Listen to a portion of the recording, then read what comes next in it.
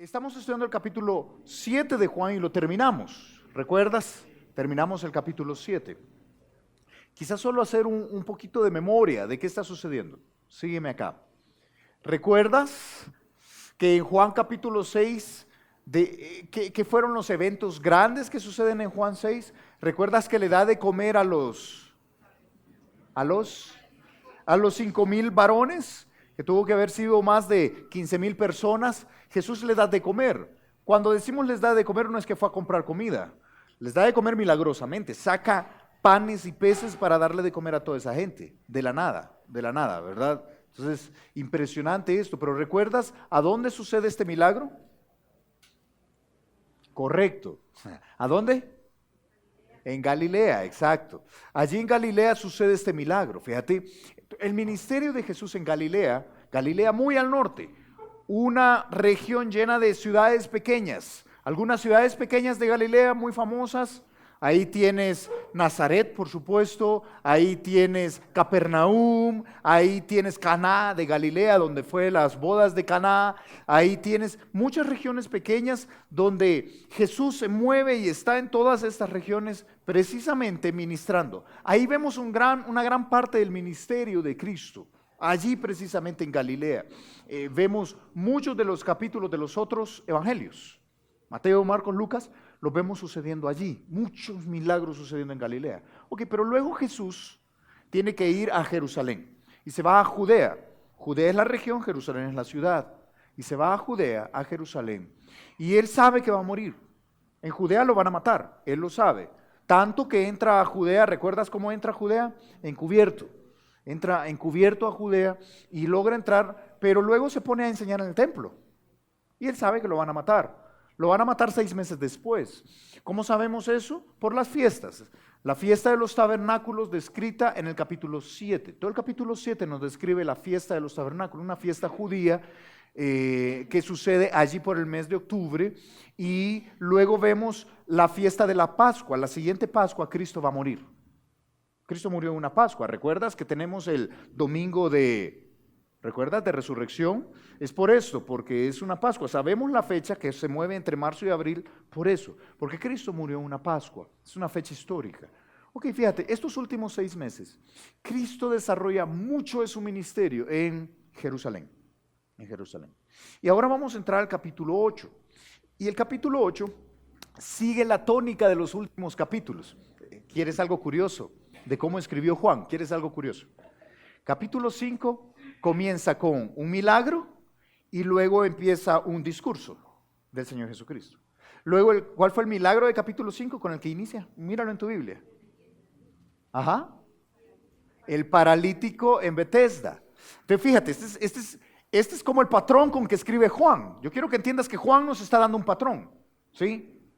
Es el milagro del paralítico de Betesda y luego la discusión sobre por qué Cristo debe de ser el principal. Luego, en Juan capítulo 6, ¿con qué inicia? El milagro de la alimentación de los 5,000 y luego camina sobre el agua y luego la discusión sobre los parámetros para volverse un verdadero discípulo. Y Cristo dice ahí, ser un verdadero discípulo implica comerme completamente. Yo tengo que ser todo. ¿Recuerdas esto? ¿Recuerdas que él dijo allí que tenían que comer su carne y beber su sangre? Y que esto fue chocante. Pero entonces, ¿te fijas el patrón? Un milagro o una historia con una persona o una historia con la multitud y luego un discurso. Luego un milagro o una historia y luego un discurso. Adivina cómo va a ser el capítulo 8. Sí, va a ser una historia, algo va a suceder y luego un discurso. Eso es cómo va a suceder. Lo que nos toca ver hoy, fíjate, es esa historia. Capítulo 8 inicia con una historia muy interesante. Es una historia muy, muy común. Tú la conoces. ¿Recuerdas la mujer adúltera que fue llevada delante de Jesús para ser apedreada? Es esa historia la que vamos a ver el día de hoy. Así inicia el capítulo 8. Ha traído el patrón del capítulo 5, 6, 7. Ahora el capítulo 8 de nuevo nos va a contar una historia de Jesús con alguien y luego nos va a dar todo un discurso. Capítulo 8 va a ser toda una enseñanza, un discurso grande. Ahora, esta mujer, fíjate, de la que vamos a leer, es una mujer adúltera, traída casi que a rastras a donde Jesús. y quieren apedrearla. De hecho, deben apedrearla. Y vamos a aprender, fíjate, sobre cómo Dios lidia con nuestro pecado. Cómo Dios lidia con el pecado. Vamos a aprender de la historia de esta mujer. Leamos ahí, lee conmigo todo el capítulo 8.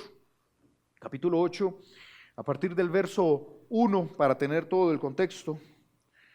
¿Sabes que este es un caso donde tú sabes que los capítulos y los versículos no son inspirados, o sea, no son parte del texto original, sino que se pusieron siglos después, se ponen allá comienza allá por el año 900, continúa allá el proceso por el año 1100, 1300, se ponen los capítulos y versículos.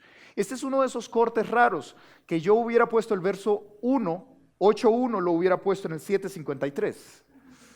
Es como raro, ¿estás de acuerdo? El 8.1 comienza raro. Entonces, el 7.53 dice, cada uno se fue a su casa y Jesús se fue al monte de los olivos. Verso 2, o hubiera comenzado en el verso 2, ¿verdad? Sí, probablemente. Pero entonces, comienza conmigo desde el verso 1. Jesús se fue al monte de los olivos y por la mañana volvió al templo. Y todo el pueblo vino a él y sentado él les enseñaba. Entonces los escribas y los fariseos le trajeron una mujer sorprendida en adulterio y poniéndola en medio le dijeron, maestro, esta mujer ha sido sorprendida en el acto mismo de adulterio y en la ley nos mandó Moisés apedrear a tales mujeres. Tú pues, ¿qué dices? Mas esto decían tentándole para poder acusarle. Pero Jesús, inclinado hacia el suelo, escribía en tierra con el dedo. Y como insistieran en preguntarle, se enderezó y les dijo, el que de vosotros esté sin pecado, sea el primero en arrojar la piedra contra ella. E inclinándose de nuevo hacia el suelo, siguió escribiendo en tierra. Pero ellos, al oír esto, acusados por su conciencia, salían uno a uno, comenzando desde los más viejos hasta los postreros. Y quedó solo Jesús y la mujer que estaba en medio. Enderezándose Jesús y no viendo a nadie sino a la mujer, le dijo, mujer, ¿dónde están los que te acusaban? ¿Ninguno te condenó? Ella dijo, ninguno, Señor. Entonces Jesús le dijo, ni yo te condeno. Vete y no peques más. Qué historia más impactante. Pero ¿sabes tú que esta historia es sumamente profunda? Esta historia está puesta en el Evangelio allí, esta historia está puesta ahí, para mostrarnos cómo Dios lidia con el pecado. Yo quiero que entiendas que hay un serio problema, Préstame tu atención en esto, porque este es el problema que esta historia resuelve. Y hay una encrucijada entre la justicia de Dios y la gracia de Dios. Siempre. Porque Dios es justo, debe condenarnos. Tú y yo somos pecadores. Y lo justo, lo correcto es que debemos pagar por el pecado. Esa es la justicia de Dios. Pero al mismo tiempo Dios te ama y tiene gracia para contigo y te perdona. Pero puede alguien simplemente, y aquí tenemos muchos abogados, ¿puede alguien simplemente perdonar solo porque sí? ¿Puede no cumplirse la justicia por el perdón? ¿Qué tal? Te pongo un ejemplo. ¿Qué tal si alguien viene a tu casa, hace un atraco en tu casa y golpea a tu familia al punto de mandarlos al hospital? Es capturado y es llevado a juicio. Y el juez dice, hoy me levanté, no sé, del lado de la gracia, ¿verdad? Me levanté del lado de querer perdonar. Entonces, tranquilo, yo sé que eres culpable, has dañado a otros, pero tranquilo, fresco. Perdonado, salga. Siguiente caso, ¿cómo te sentirías tú, el afectado? ¿Qué le pasa?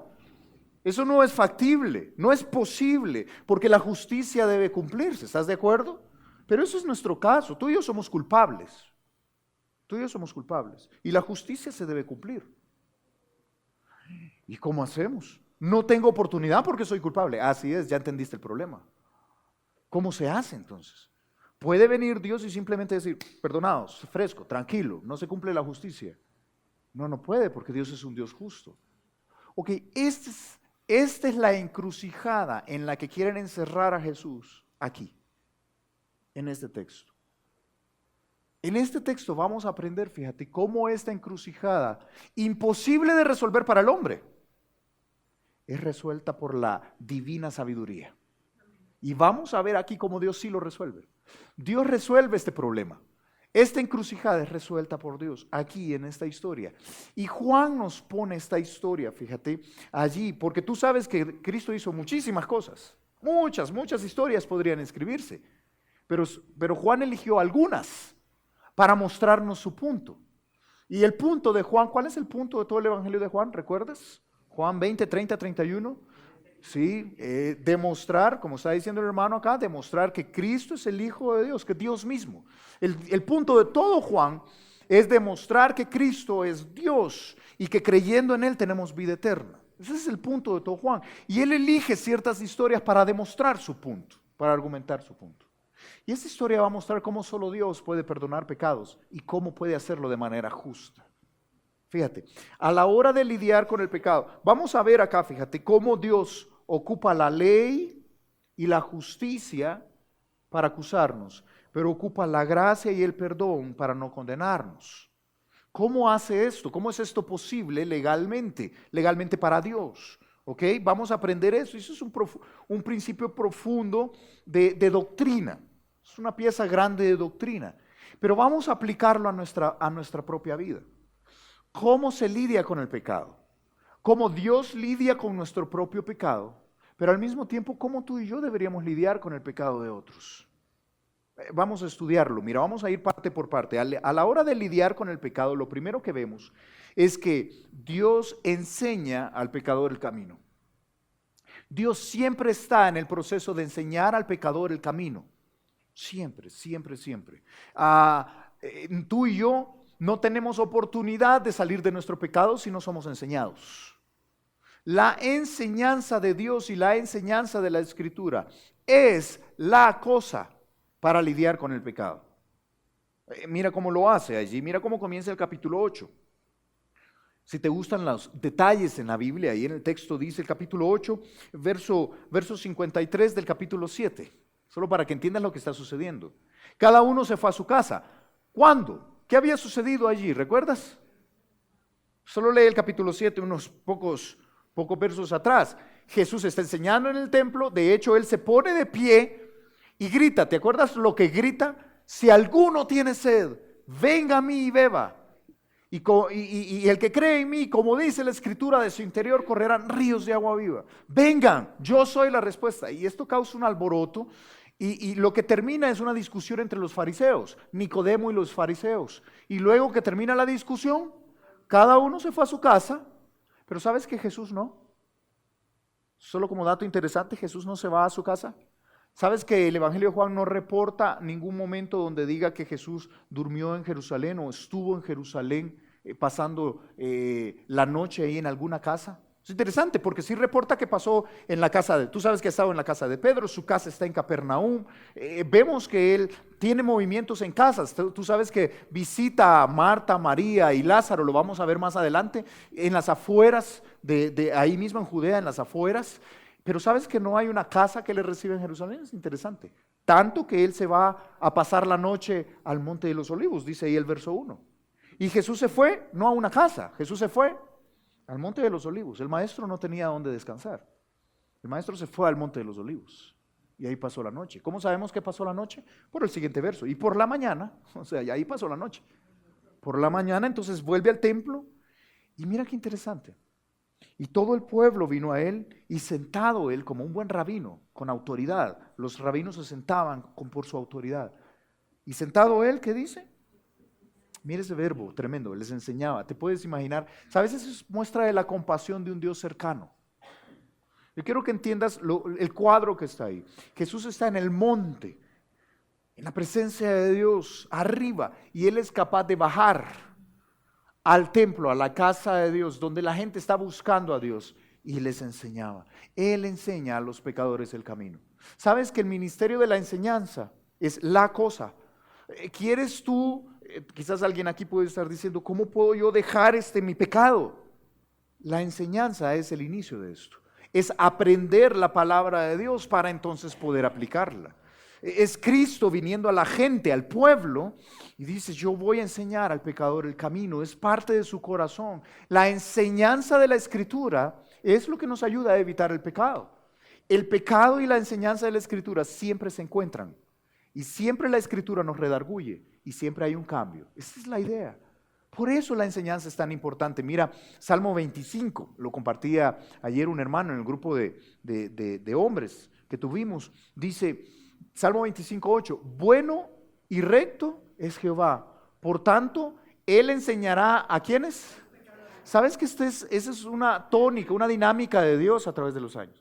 ¿Por qué tú y yo venimos a ser enseñados por la palabra de Dios? ¿Por qué queremos esto? Porque somos pecadores y necesitamos entender el camino. Es parte del ministerio de Dios para lidiar con el pecado. Dice que Él enseñará a los pecadores el camino. ¿Sabes qué es la tendencia cuando estamos tú y yo en un pecado que no nos deja? ¿Sabes cuál es la tendencia? Alejarnos de su enseñanza. Qué pereza ir a la iglesia otra vez. Y adivina que vamos a estudiar, Juan vamos a estudiar, ¿verdad? Porque eso estamos estudiando, qué barbaridad. ¿Sabes qué es la tendencia? ¿Sabes cuál debería ser nuestro esfuerzo? Exponernos a la enseñanza de la palabra, porque Él nos enseña el camino a nosotros los pecadores. Eso es cómo funciona. Es cuando tú vas a tu Biblia, la abres y la estudias, Él enseña allí al pecador. Hermano, ¿estás lidiando con algo en tu vida? Exponte, tú mismo, exponte a la enseñanza de Dios. En la medida en que te alejes de la enseñanza de Dios, vas a estar perdido en el camino. ¿Cómo Dios lidia con nuestro pecado? Él enseña al pecador el camino. Él encaminará a los humildes por el juicio y enseñará a los mansos su carrera. Todas las sendas de Jehová son misericordia y verdad. ¿Sabes que lidia el pecado con misericordia y verdad? Para los que guardan su pacto y sus testimonios. Por amor de tu nombre, oh Jehová, mira qué hace. Perdonarás también mi pecado, que es grande, dice ahí, ¿verdad?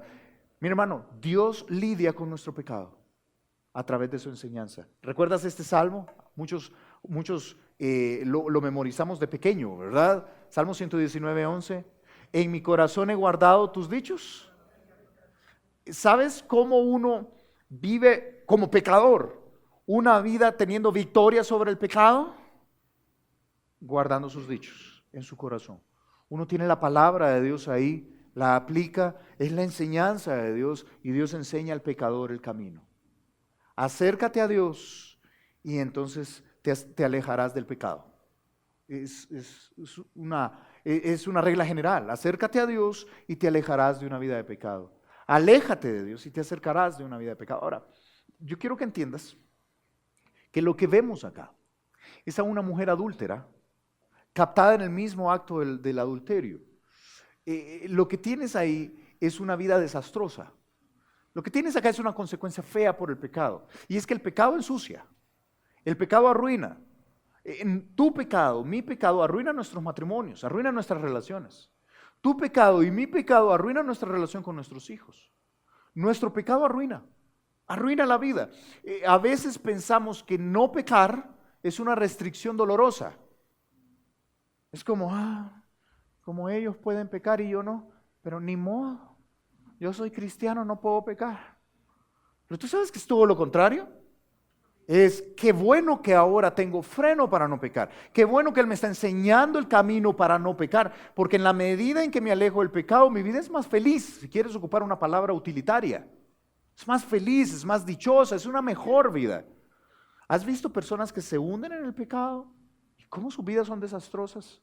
¿Y cómo Dios lidia con este pecado? Dios es un Dios cercano, que se acerca a nuestras vidas y está dispuesto a enseñarle al pecador el camino. Cristo lo vemos acá enseñando. Viene al pueblo en el templo y está enseñando. Pero acto seguido, tuviste conmigo allí el verso 3. Entonces, la palabrita importante allí, mira tu Biblia. Entonces, precisamente cuando Él está ayudando a los pecadores a encontrar el camino, precisamente cuando Él está allí con ellos, enseñándoles, entonces, dice, los escribas y los fariseos le trajeron una mujer sorprendida en adulterio y poniéndola en medio. Ahora, imagínate el cuadro, por favor, y préstame tu imaginación, porque aunque es un relato histórico, no es imaginario. Imaginémonos ir ahí a Tierra Santa. ¿Cómo te imaginas el templo? Y que Jesús está sentado allí como un rabino con autoridad, enseñando al pueblo cómo salir de su pecado, enseñando a los pecadores el camino. Y está allí y de pronto vienen los fariseos. ¿Te podés imaginar el escándalo que eso habrá sido? Trayendo a esa mujer, yo no sé si arrastras y poniéndola en medio. ¿Cómo habrá sido esto? Jesús dice allí el verso 2, dice, y por la mañana vino al templo y todo el pueblo vino a él. O sea, no hay poca gente allí escuchando a Jesús. Todo el pueblo, está una gran multitud, es la idea que nos quiere dar. Y es un gran gentío allí. Y de repente vienen los fariseos y los escribas con esta mujer y la ponen en medio. Interrumpen la clase, interrumpen la ponencia de Jesús y la ponen en medio allí. ¿Puedes imaginar lo que habrá sido esto? El silencio y toda la gente murmurando entre dientes. ¿Qué pasó? Mira, esa mujer, mira qué sucia esa mujer. ¿Te puedes imaginar? Haber sido terrible. Y entonces dicen allí en el verso 4, y le dijeron, maestro, ¿cuánta hipocresía en esto? En el capítulo 7 han dicho, no, Jesús no es nada. Pero aquí le dicen, rabí, maestro. Cuánta hipocresía de los fariseos. Y dicen, maestro, esta mujer ha sido sorprendida en el acto mismo del adulterio. Y en la ley nos mandó Moisés apedrear a tales mujeres. Tú pues, ¿qué dices? Ahora, tú sabes que las intenciones no son buenas. Nos lo dice Juan en el siguiente verso. Mas esto decían, ¿qué dice allí el verso 6? Tentándole para acusarle. Ahora, varias preguntas acá. Todos aquí mayores de edad, ¿verdad? Sí, ok, listo. Para cometer adulterio se necesitan dos. ¿Estás de acuerdo? ¿Sí? ¿Dónde está el hombre aquí? ¿Sabes que no les importa en lo más mínimo el acto del adulterio? Lo que les importa es capturar a Jesús en una encrucijada, ponerle una trampa a Jesús. El adulterio no es el punto acá. El hombre, ¿sabes que la ley, precisamente la ley judía dictaba que debían ser apedreados tanto el hombre como la mujer? Eso es así, debían ser apedreados. Pena de muerte a los adúlteros. Una cuestión con la ley acá, número 1, es una ley judía que establecía un orden social judío, como nosotros tenemos las leyes colombianas que establecen un orden social colombiano. Tenían leyes de salud, tenían leyes de moralidad, tenían leyes de tributos o finanzas, tenían leyes de todo tipo. Y tenían leyes religiosas también. Entonces, por eso, fíjate, tú y yo no vivimos bajo la ley. La Biblia deja claramente que tú y yo no vivimos bajo la ley. Si no, comencemos a apedrear a los adúlteros, por favor. ¿Sí? Si no, no podemos comer bandeja paisa, porque trae chicharrón. Y no podemos comer cerdo. Si no, no podemos, o sea, no se trata aquí de la ley, pero esa era la ley judía. Y estamos en un contexto judío, en el templo judío, con rabinos judíos, con una mujer que ha sido sorprendida en adulterio. ¿Debe ser apedreada o no? Te estoy preguntando. Sí. La respuesta es sí. Ahora piensa en la encrucijada entonces. Vienen delante de Jesús y Jesús ha dicho claramente en Juan capítulo 3 verso 17, porque Dios no envió al mundo a su Hijo para condenar al mundo, sino para que el mundo sea salvo por Él. Él no ha venido a condenar. Fíjate, Cristo no ha venido a apedrear gente, eso es lo que está diciendo. Yo no he venido a condenar, pero ¿la ley se debe cumplir o no se debe cumplir? Se debe cumplir, por supuesto que sí. Es Él mismo el que estableció la ley. Jesús mismo, como Dios, estableció la ley. Entonces, si Él viene y dicen, piénsalo, ¿tú qué piensas? Esa es lo que la pregunta, ¿verdad? Que le hacen allí en el capítulo 8, verso 5. ¿Qué dices? Maestro, nos mandan a apedrearla. Aquí está. ¿Qué dices? Hay dos posibles respuestas. Uno es que Jesús diga, sí, apedréenla, es lo justo. Entonces, ¿dónde quedó su gracia y ser amigo de los pecadores y su perdón y cómo Él venía a dar oportunidad? ¿Dónde quedó eso? Y entonces era capturado por mentiroso. Querían acusarle. ¿Se dan cuenta que es un mentiroso? Es mentira todo lo que a ustedes, pueblo, les ha dicho. A ustedes, ¿te acuerdas que Él pasaba comiendo con pecadores y estaba cerca de los pecadores? ¿Se dan cuenta? No puede hacer nada al respecto. Pero ¿qué tal si Jesús decía, no, déjenla, no la apedreen? ¿Qué sucedía entonces? Venían los fariseos y decían, ¿qué le pasa? Está rompiendo la ley. No cree en la ley. Entonces lo tienen capturado, según ellos. Lo tienen capturado. Jesús si dice, apedréenla, se vuelve un mentiroso, porque él ha dicho que ha venido a dar perdón. Y si Jesús dice, no la apedreen, déjenla por favor, se vuelve alguien que está en contra de la ley. Está en una encrucijada. Pero esta encrucijada, Dios la permite para enseñarnos algo, fíjate. Y es que la ley nos acusa, hermano. Yo quiero que entiendas que la ley nos acusa. La ley de Dios está dada allí para acusarte a ti y a mí. Tú y yo somos esa mujer adúltera que merecemos la muerte. Esa es nuestra condición. Deberíamos ser nosotros los que estamos arrastrados y puestos delante del que da toda gracia, delante de Jesús. Y nosotros merecemos morir. ¿Recuerdas que dice Romanos capítulo 3, capítulo 6, verso 23? Porque la paga del pecado es muerte, mas la dádiva de Dios es vida eterna en Cristo Jesús, Señor nuestro. ¿Recuerdas? La paga de nuestro pecado es muerte. La ley nos dice que tú y yo debemos morir. Estamos condenados a morir. Somos pecadores. Entonces, ¿cómo funciona este encuentro entre la ley y la gracia? Bueno, lo primero que vamos a ver, fíjate, vamos a estudiar allí, parte por parte. Y es que al lidiar con el pecado, fíjate, Dios no usa los mandamientos para menospreciar. Veamos los actores acá, yo quiero que vayas viendo esto. En primer lugar, bueno, quizás te lo pongo acá, ¿verdad? ¿Cómo habrá sido? Te lo pongo allí, vamos parte por parte. Imagínate cómo habrá sido. Lo primero que vemos es que Jesús está enseñando y viene este escándalo.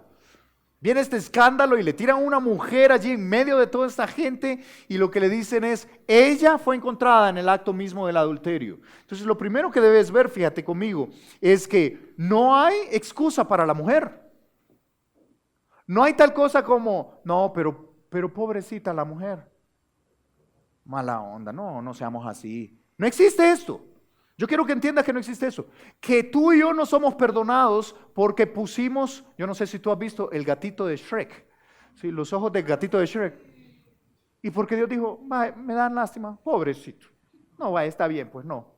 No hay excusa para nosotros.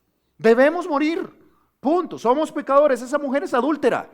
Nunca se cuestiona ese hecho en todo el texto. De hecho, Cristo termina el mensaje y en el texto diciendo, vete, no peque más porque es pecadora. El hecho de que es pecadora no está en discusión, ella debe morir. Pero en segundo lugar, lo que sí vemos es que la intención de los escribas y los fariseos no es la mejor. ¿Cuál es la intención de ellos? La intención de ellos es atrapar a Jesús en esta encrucijada. Es capturar a Cristo en esta encrucijada. Lo lees ahí conmigo en el versículo 6, mas esto decían tentándole para poder acusarle. Ahora yo te expliqué, si él decía apedréenle, le acusaban de mentiroso. Y si él decía no la apedreen, le acusaban de ir en contra de la ley. Lo que querían era acusarle. Y ellos creen que lo tienen ahí capturado. ¿Ok? La intención de ellos no es buena. ¿Sabes cuál es la intención de ellos? ¿Tú crees que les importa la mujer? ¿Tú crees que les importa la mujer que está ahí tirada? Es evidente que no les importa. ¿Tú crees que les importa la santidad de Dios y que se sienten ofendidos porque esta mujer y este hombre ofendieron a mi Dios? ¿Tú crees que tienen celo por Dios? Bueno, el texto nos explica que no les importa la santidad de Dios, no les interesa si se cometió adulterio ahí, tanto que no traen al hombre, no les importa el acto del adulterio, no les importa nada de esto. Ellos lo que quieren es, y escúchame bien, quieren colocarse en una posición superior para poder acusar a Jesús. ¿Te das cuenta, Jesús, que lo que tú dices no funciona? ¿Te das cuenta que tú no puedes lidiar con el pecado? ¿Te das cuenta que lo que nosotros decimos sí funciona? Que nuestra religión es la verdadera y son capaces de matar a esta mujer con tal de demostrar que ellos están en un plano superior como para poder acusar y capturar a Jesús. Es una postura arrogante. Están usando la ley con una postura arrogante para poder ponerse ellos en una situación superior. Yo creo que vamos a aprender algo de ahí, fíjate. Ahora, ¿viste lo que hizo Jesús? ¿Qué hizo Jesús? Sí, dice que se agacha al suelo y escribe en tierra. Qué cosa más interesante, lo leíste allí conmigo. Dice el verso 6, mas esto decían tentándole para poder acusarle. Pero Jesús inclinado hacia el suelo, escribía, y es interesante, en tierra con su dedo. Es con el dedo que escribe en tierra. Ahora, no solo esto, sino que él guarda silencio. Ahora, ponte a pensar en la desesperación de los fariseos. Ahí está la mujer, el escándalo, todo el mundo esperando que va a responder Jesús, porque la pregunta es, maestro, ¿qué dices? Y Jesús guarda silencio, se inclina y empieza a escribir. ¿Te puedes imaginar ese silencio matador? Y los fariseos, ¿qué pasó? ¿No se sorprendió? No, ¿qué pasó? Entonces insisten, maestro, ¿qué pasó? ¿La apedreamos o no? Pues estamos esperando aquí. Y así escribiendo. Eso es lo que dice ahí el verso 7. Y como insistieran, se ha de haber sido una cosa tremenda la autoridad de Jesús. Y como insistieran, se enderezó y dijo esta frase. Esta frase que yo creo que es muy mal interpretada, muy mal entendida. El que primero la decimos así. El que vosotros estés sin pecado, tiro primero la piedra. Pero no es lo que dice. Sea el primero, ¿verdad? O tire la primera piedra, es como lo decimos nosotros. El que esté sin pecado, tire la primera piedra. Pero no es lo que está diciendo. Lo que está diciendo es, el que de vosotros esté sin pecado sea el primero en arrojar la piedra. Porque fíjate que lo que está haciendo aquí es citando la ley. Resulta que la Biblia manda, tanto en Deuteronomio 17 como en Deuteronomio 13, la ley manda, no tenemos tiempo para ver todos los pasajes, la ley manda que el primero que debe de tirar la piedra, ¿sabes quién era? El testigo ocular, el acusador. Tenía que ser Moisés y el acusador. La primera piedra. Y no pienses en una piedrita así, ¿verdad? Es la piedra. Es lanzar la primera piedra. La idea es matar. La idea es matar al adúltero. Y eso es como se hacía. Ahora, cuando Jesús dice acá, el que esté libre de pecado, sea el primero en lanzar, en arrojar la piedra, no está hablando de perfección, fíjate. No está hablando de aquel que tiene una vida sin pecado, porque entonces la ley nunca pudo haber sido cumplida, piénsalo. ¿Quién puede lanzar una piedra a alguien más? Solo los perfectos. Sabes que en el contexto, tanto en español como en el griego, la idea que nos da es el que esté libre de ese mismo tipo de pecado. Si tú eres un testigo de un adulterio, eres capaz de juzgar ese adulterio porque tú no eres adúltero. Esa es la idea. Esa es la idea que da. Un adúltero no va a apedrear a otro adúltero. Esa es la idea que da. Pero también está diciendo, si ustedes tienen la autoridad moral, le llamaríamos hoy, de las intenciones con que se está haciendo esto, háganlo, porque es la ley. No está diciendo no tiren piedras, está diciendo tiren piedras, arroje la primera piedra, pero solo aquel que lo esté haciendo de la manera correcta, de acuerdo a la ley, aquel que esté libre de ese mismo pecado, aquel que tenga las intenciones correctas. ¿Sabes que nadie estaba libre de ese tipo de pecado? ¿Sabes que nadie tenía las intenciones correctas? Y su conciencia los acusa. Yo te pongo allí, ¿verdad? Los acusados salen acusados. Los acusadores salen acusados. Mira qué chistoso, ¿verdad? Porque dice allí el verso 8. E inclinándose de nuevo hacia el suelo, siguió escribiendo en tierra. Me imagino que con esa autoridad, verso 9.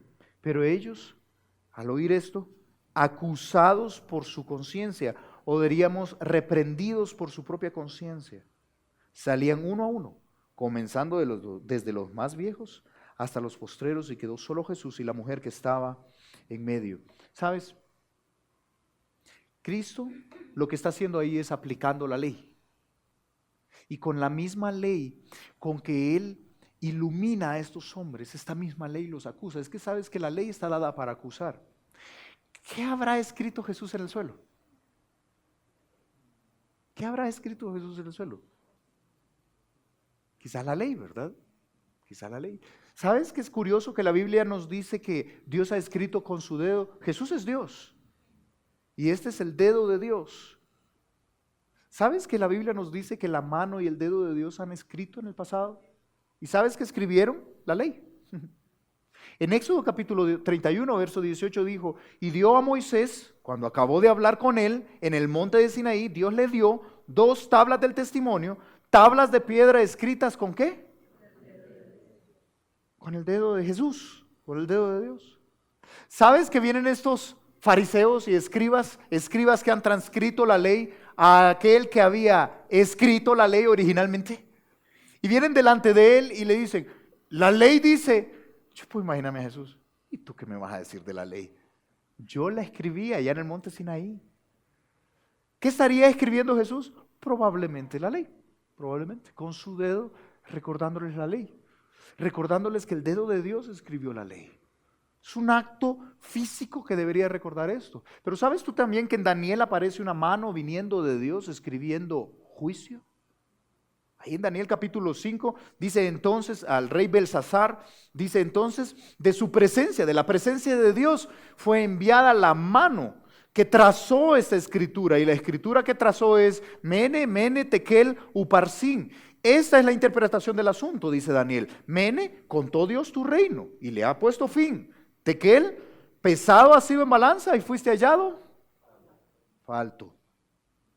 Pérez, tu reino ha sido roto y dado a los medos y a los persas. Es el fin del reino babilonio. ¿Sabes que quizás Jesús está escribiendo allí y algunos de los escribas saben esta escritura y dicen, uy, fui pesado en balanza y yo soy falto también. Esta mujer es falta, debe morir, pero yo también debo morir. Pero ¿sabes? Un pasaje que a mí me impresionó en Jeremías, que dice que en el polvo Dios escribe a aquellos que se apartan de Él.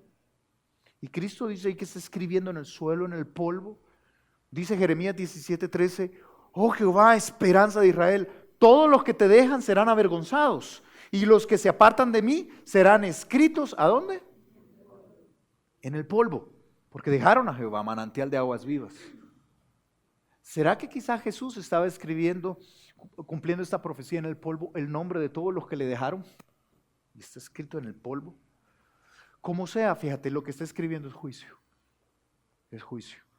Los mandamientos de Dios que ellos mismos han quebrantado han sido pesados en balanza y han sido hallados faltos. Y están escritos en el polvo aquellos que me han dejado. Ustedes no tienen mucho que decir. ¿Sabes?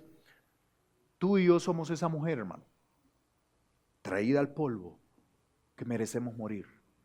Pero en demasiadas ocasiones tomamos el papel de los fariseos. Y entonces cuando hay cierto grado de madurez o tenemos una vida más o menos, nos es fácil venir y decir, qué barbaridad, es adúltera, debe morir.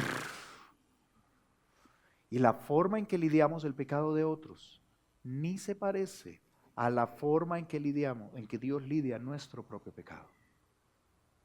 La ley está dada, la palabra de Dios y la ley está dada para mostrarte, hermano, que tú y yo somos pecadores, sucios, inmundos, que deben morir y que lo que necesitamos es piedad, misericordia. Necesitamos que alguien nos salve. Para eso está dada la ley de Dios. Y cuando tú confrontas tu propia vida a los mandamientos de Dios, si no llegas a la conclusión de que eres un vil pecador, hay algo mal en ti. ¿Sabes que los fariseos llegan con una actitud arrogante diciendo esta mujer debe morir? ¿Y sabes a qué los expone Jesús? A la ley de Dios, al dedo que escribe la ley de Dios. Y entonces dice, si alguno de ustedes está libre de este pecado, por cierto, fíjate que en Romanos capítulo 2 y la historia nos hace pensar que dentro del fariseísmo y dentro de los escribas había muchísimo adulterio. La historia nos cuenta que había muchísimo adulterio allí, entre los líderes religiosos. Por eso Pablo escribió en Romanos capítulo 2, verso 22, tú que dices que no sea de adulterar, adulteras. Es un reto porque Pablo sabía que así era. Tú que abominas de los ídolos, cometes sacrilegio. Ellos eran así. ¿Te acuerdas que Jesús Les decía, sepulcros blanqueados que por fuera se ven bien, pero por dentro están podridos, mentirosos, hipócritas. Era esto. Entre ellos había mucho adulterio. Entre ellos no había buena intención de sus corazones. Y cuando son expuestos a la ley de Dios y dice, ¿saben qué dice la ley? Que arroje la primera piedra, la piedra lo arroje aquel que esté sin este pecado. Hágale. Y su conciencia los acusa. Porque la ley está dada para mostrarnos que somos pecadores y debemos morir. Pero muchas veces nos comportamos como los fariseos.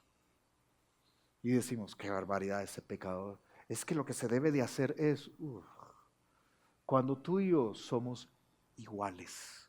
Quizás luchamos con otras cosas, pero iguales. Pecadores al fin. Entonces por eso, hermano, fíjese que yo lo que hago es no lidiar con el pecado. Ay, que mis hijos sean pecadores y a mí no me importa. No. El pecado se lidia, pero se lidia con una actitud correcta. El pecado se lidia, fíjate, con una actitud de mansedumbre. Dice la Biblia allí en Gálatas capítulo 6, verso 1. Hermanos, si alguno fuere sorprendido en alguna falta, como esta mujer, fue sorprendida en el acto mismo de adulterio. Si alguno fuere sorprendido en alguna falta, vosotros que sois espirituales, esta es la idea, ustedes que son más maduros, ¿cuál es el verbo que ocupa acá? ¿Sabes que no es acusadle, condenadle? Es restaurarle. ¿Sabes que el reino de Dios gana cuando un pecador se arrepiente de su camino y camina en el camino que el Señor le ha mostrado? Él le enseñará a los pecadores el camino. ¿Sabes que podemos ver gente hacer pecados terribles? Podemos ver incluso gente madura que esperábamos que hiciera las cosas bien, hacer pecados terribles. ¿Y qué debemos hacer? Restaurarle. Restaurarle. ¿Qué significa restaurarle? Significa ayudarle a dejar esta situación para que corrija su caminar. No es condenarle, no es acusarle, no es tirarle piedras. ¿Y sabes por qué? Dice restaurarle con espíritu de mansedumbre. Yo te he enseñado qué es mansedumbre. ¿Qué es mansedumbre? Yo te he puesto el ejemplo de un Rottweiler que está en tu casa y que yo llego y quiero tocar al Rottweiler. Pero si el perro está como, yo no sé si tocarlo, me va a partir en dos el brazo, ¿sí? Pero si tú me dices, no, tranquilo, es mansito, es manso. ¿Sabes qué significa? Que puedo tocarlo, puedo estar con él y él no me va a dañar aunque tiene toda la posibilidad de hacerlo. Eso es espíritu de mansedumbre. Cuando tú encuentras a alguien en pecado, tienes toda la capacidad en ese momento, estás en la posición ventajosa de poder hacerle daño, hacer leña del árbol caído. Pero sabes que el espíritu de mansedumbre lo que nos manda es, qué terrible, pecó. Entonces lo que voy a hacer es restaurarle, no dañándole. Ese es el espíritu. ¿Por qué? Por lo que dice el siguiente verso. Considerándote a ti mismo. No sea que tú también seas tentado. Porque tú y yo somos pecadores también. Ahora, fíjate, ¿cuál es el punto de Jesús acá? Jesús nos muestra que la ley te demuestra que eres pecador. Y cuando eres expuesto a la ley, la conclusión lógica debería de ser, Señor, perdóname, yo no puedo. Los escribas y fariseos no entendían esto y vienen creyéndose superiores y creyendo que pueden juzgar a otros, cuando en realidad ellos fueron acusados por la misma ley, por el mismo dedo de Dios. Hermano, cuidado con esta actitud. Mira, Dios es un Dios que nos muestra nuestro pecado, pero es un Dios que nos perdona. ¿Y sabes que hacer esto es sobrellevar las cargas los unos de los otros y cumplir así la ley de Cristo? Cuando nos apoyamos en restaurarnos, eso es cumplir así la ley de Cristo. Y mira cómo termina el verso. Ahí el verso 3, ¿cómo termina?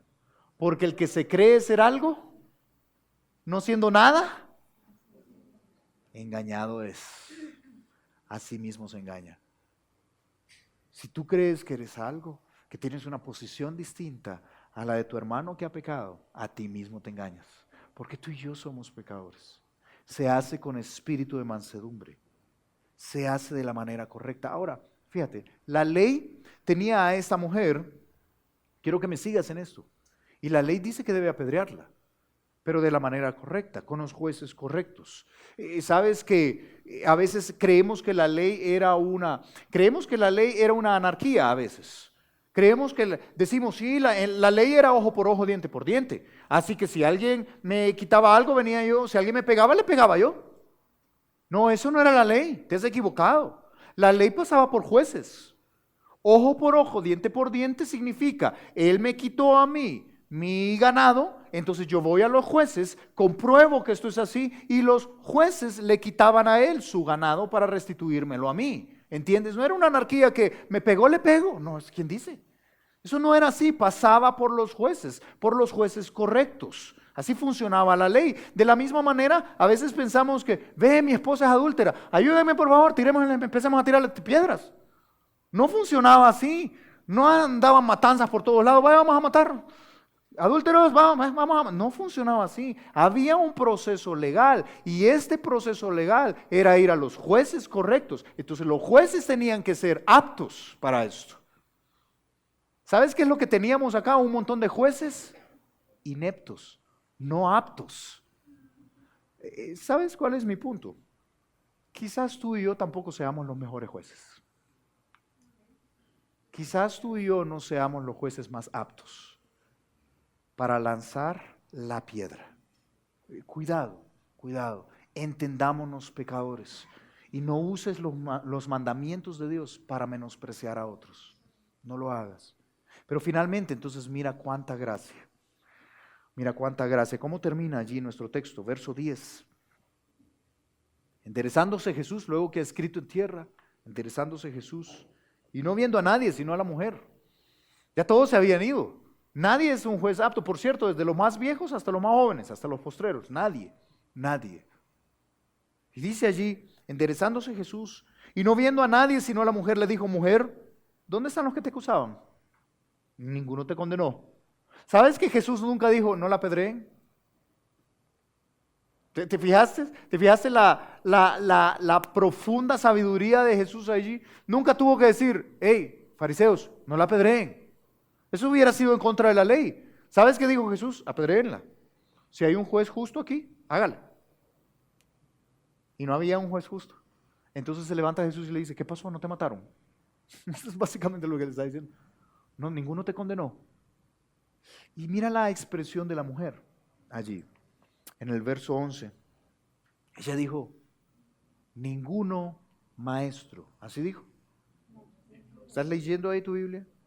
Ninguno Señor. Ninguno curios. Ninguno mi amo. Qué tremenda expresión, ¿sabes? Yo te pongo acá de nuevo, ¿verdad?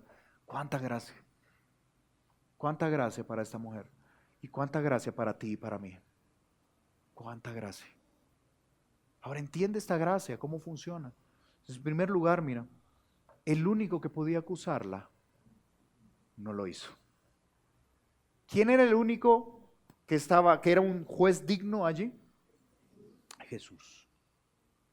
Y Jesús dice allí, ella le dijo, ninguno, Señor. Entonces él le dijo, ni yo te condeno. Ni yo te condeno. El único que podía condenar. Ahora me voy a meter en esta parte legal de parte de Dios. Entonces, ¿ella merecía morir o no merecía morir? Sígueme. ¿Merecía morir o no merecía morir? Ella merecía morir. La ley establecía que ella debía ser apedreada, ¿sí o no? Debía ser apedreada. Entonces Jesús puede venir y decir, fresca, tranquila, no cumplamos la ley, yo no te condeno. ¿Cómo funciona esto? ¿Sabes qué es lo que pasa? Cristo va a pagar en la cruz con justicia el castigo que ese adulterio merece. O sea, yo quiero que entiendas que cuando Jesús dice, tranquilo, tranquilo Henry, yo te perdono. Tranquilo Esteban, yo te perdono. Tranquilo, fresco. Mauricio, tranquilo, yo te perdono. Ricardo, tranquilo, yo te perdono. Cuando Cristo dice esto, no está ignorando la justicia. Es que tu pecado y mi pecado fue pagado en una cruel y cruenta cruz a una persona, el único que ha sido perfecto sobre esta tierra, al único que no merecía morir, al único que ha caminado en esta tierra sin pecado. Él es sin pecado. Él fue puesto en una cruz para pagar el precio por tus pecados y por mis pecados. Entonces es el único que puede decir: tranquila, tranquila, yo te perdono, yo no te condeno, yo ya pagué. En este caso, en esta historia, yo voy a pagar. Yo no te condeno. Quiero que entiendas que la gracia de Dios es gratis para nosotros, pero tiene un precio altísimo para Dios. No hagamos gracia de la gracia. No menospreciemos la gracia de Dios. No la demos por sentado y digamos: me perdonó. No funciona así. Para poder perdonarte tuvo que cumplir la ley y tuvo que cumplir la justicia. Él no puede negarse a sí mismo y decir: fresco, no cumplamos nada. Olvidemos la ley que yo puse, que no haya castigo. No. Tu muerte y mi muerte fueron puestas sobre el Cordero perfecto de Dios, que quita el pecado del mundo. Y cuando tú y yo menospreciamos esa gracia, somos uno más escupiendo al rostro del Maestro. ¿Cómo funciona esta gracia ahora para nosotros? La gracia, hermano, fíjate, es una oportunidad para tener una relación con nuestro Señor, con nuestro Kurios, la palabra en griego, con nuestro amo. ¿Sabes qué significa, Señor? Es eso, amo. Tú eres el amo, yo soy un esclavo. Esa es la figura. Entonces tú dices, yo obedezco. Tú mandas, yo hago. Esa es la figura. ¿Sabes que cuando Dios nos dice: tranquilo, yo te perdono, yo absuelvo todos sus pecados, porque yo los pagué? ¿Sabes cuál es la reacción natural? Tú eres mi Señor. Yo te sigo a ti. Lo que tú digas yo lo hago. Tú me has dado una segunda oportunidad. Pero en segundo lugar, fíjate, ¿viste cómo termina el texto ahí en el verso 11? Ni yo te condeno. ¿Y cuál es la frase de Jesús? Vete y no peques más. Es una oportunidad para no pecar. Cuando tú no entiendes la gracia de Dios, muchos llegan a pensar que la gracia es una licencia para pecar. Pero no tiene sentido. Eso es tonto. Porque Él precisamente dio su vida para liberarte de la vida de pecado que tenías, de ese adulterio en que estabas, de esa fornicación en que estabas, de esa mentira, de esa soberbia en la que tú y yo estábamos. Y nos libera de ahí para poder estar ahí con tranquilidad. Tiene sentido. Él te ha dado una oportunidad en su gracia para que nos vayamos y no pequemos más. Para que vivamos una vida donde Él es nuestro Señor y quiero alejarme de ese pecado.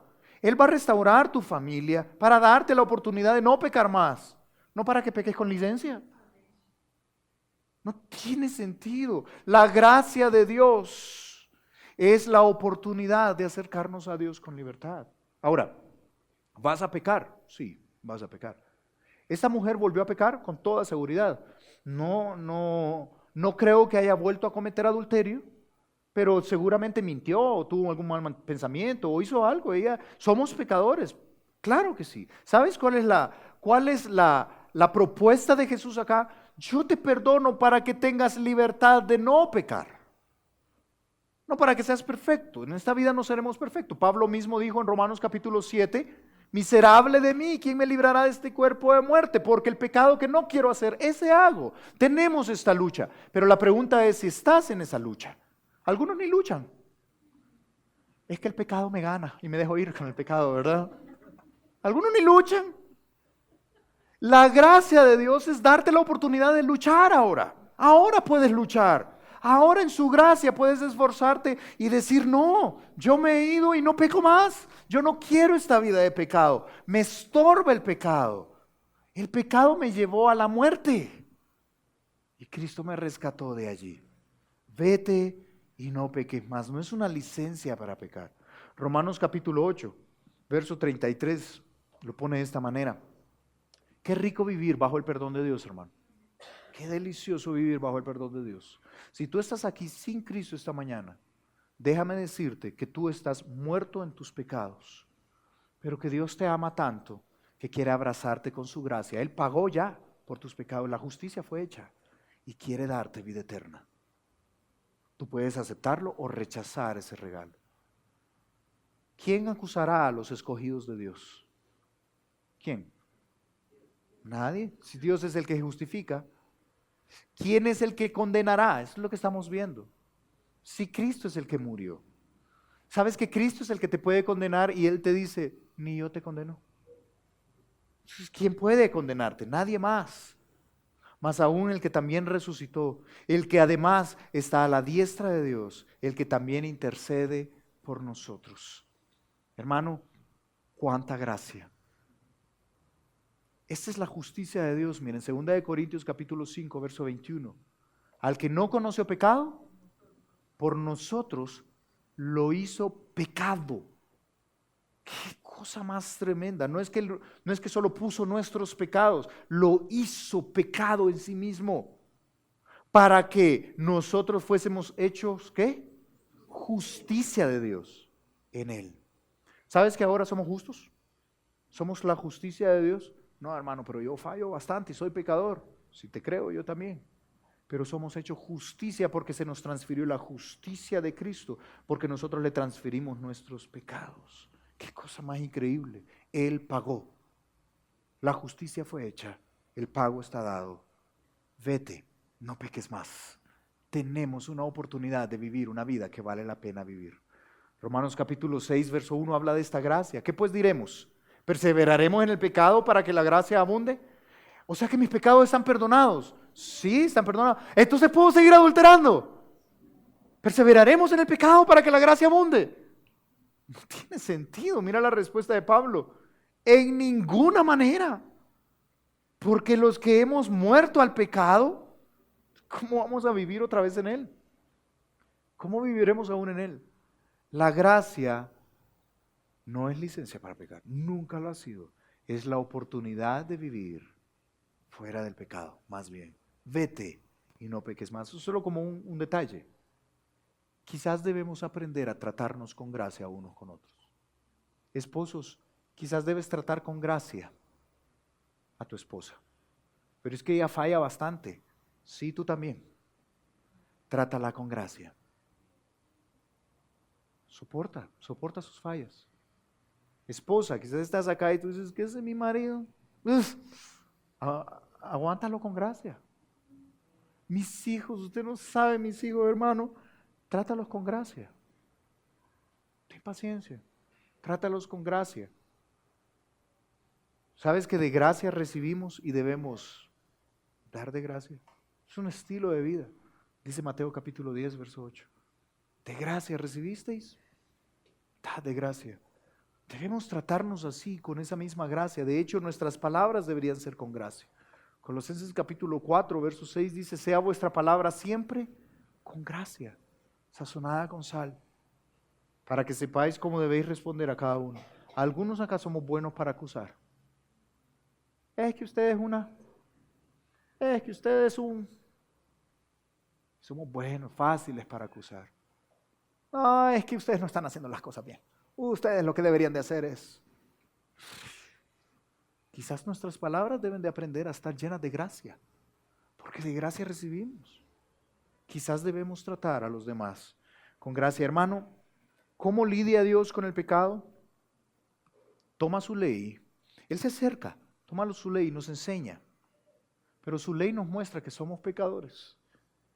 Y entonces su gracia nos abraza, nos acoge, porque Él pagó el precio, porque la justicia fue hecha.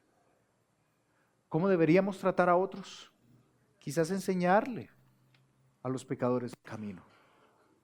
Te propongo que no debemos usar sus mandamientos para ponernos arriba de alguien, menospreciar a otros, sino más bien tratarles con gracia.